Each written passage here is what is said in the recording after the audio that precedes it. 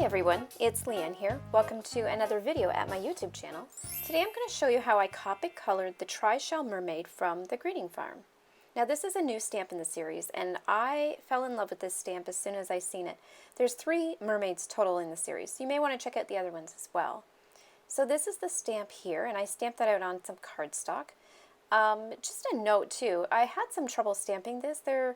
I was using Memento Tuxedo Black ink and I had trouble getting the ink to stamp on my stamp, so I actually used staz-on ink, and once I did that it seemed to coat my stamp, and now I can use either type of ink pad and it inks okay. So I just wanted to send out that little tip. Otherwise, here I'm coloring the skin tones first, and I'm using E00, E11, and E13, and these are from the Skin Tone Copic marker set. I picked up this set at Michael's, and it was pretty nice because I used, I believe it was a 50% off coupon that I used, so I got a good deal on it. So I'm just coloring this in, and I've sped up the video too, just so we can get all of the shading and coloring, and I didn't want to leave out any parts. So here I'm just adding blush, and this R20 is included as well in that skin tone pack. It's pretty handy. I'll link it below in the description, so if you want to check that out, you can. And here I'm coloring the conch as well, and I kept this pretty neutral. The other colors in the in this mermaid picture are pretty bright, so I wanted to keep the focus more on the mermaid. You could do the reverse too. You could make the conch shell the focus and do that really bright and glittery, which could be pretty as well. Here I'm coloring in her tail. I wanted the fins to look translucent. So I did a technique there where I just did light, simple brush marks. I didn't color it all in completely. And I've slowed down the video here because I wanted to show you how I used a pencil to outline the highlights of the hair.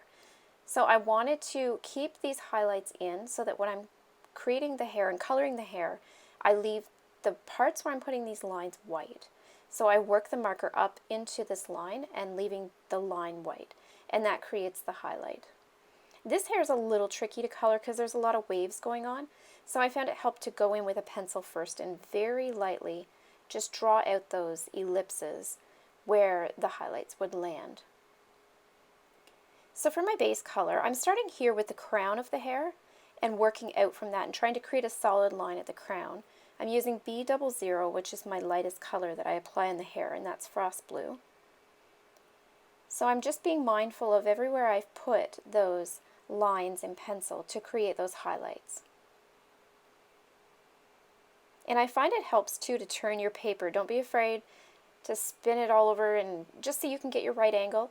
It's really important when you're drawing the hair that your strokes are consistent, and that helps it look more natural. And so I find if I turn my paper, I can always, I'm not trying to turn my hand to create the same stroke, whereas if my hand's stationary, then I'm always creating the same movement and getting the same line thickness generally.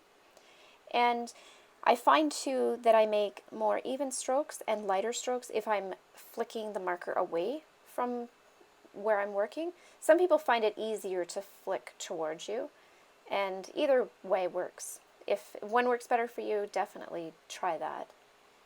So here I'm going in with BG13, and this is creating more of a teal color. And this color really adds a lot of saturation to the hair, and I just love this. I love this color and the layered effect that it's creating. I just love these colors when they mix together, how pretty they look. You could almost use just these colors if you wanted more of a teal tone.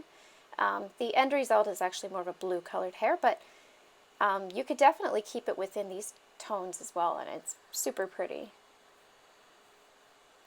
So what I'm doing here is I'm going back over where I put my base color. I'm just going over, I'm trying to be careful not to cover up all of the first color that I added, but to add some more strokes in the darker shade.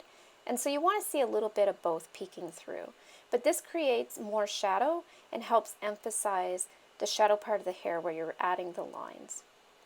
Now I'm coming in with B24 and using the exact same technique as the previous color, but even less so. I'm just creating sparse lines so that I can still see some of my other two colors showing through, but that this is laying over top, and it really deepens those shadows. So you don't want to make them too close together when you're drawing the lines with this color, because you do want those other colors to show through. And if you were to draw a lot of this, then it would just dampen the entire coloring. You really want to have the weave of the lights and darks showing through in the hair.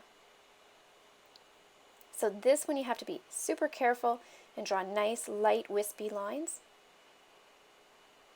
But again, if you're keeping your hand in a stationary position and you're moving your paper, it shouldn't be no problem. You should find that pretty easy. And you can see as well where the highlights are really showing up now. So you can see where the pencil lines were, and that's sort of where I decided that I wanted my highlights to land. And so I'm trying to keep my marker out of that zone on each of those. And now with this deeper, rich blue, it's really emphasizing those highlighted parts because this darker color is there. I find it helps too. As you go along, as you build up the colors, you can start to really visualize and see where the lights and darks should be in the hair. And so it gets easier as you go through the coloring and the different layers.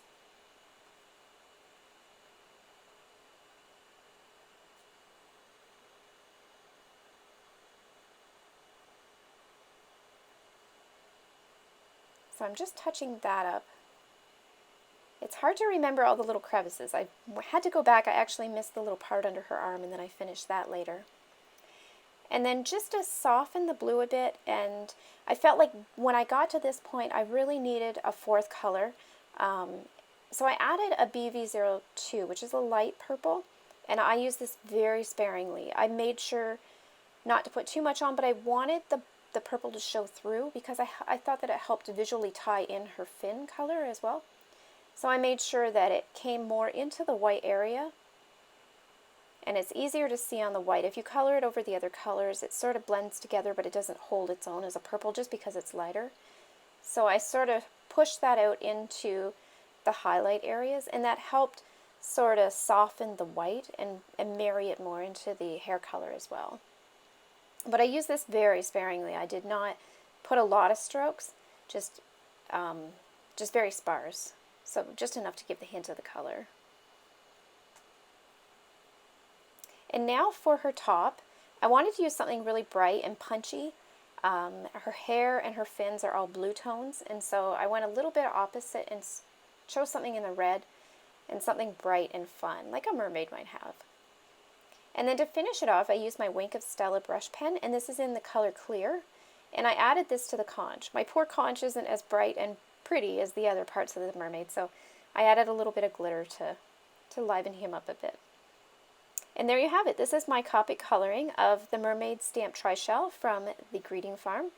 I love this stamp so much, and I hope you guys enjoyed this video. If you did, please give it a thumbs up and be sure to subscribe so you're notified the next time I post a video. Thanks so much for watching.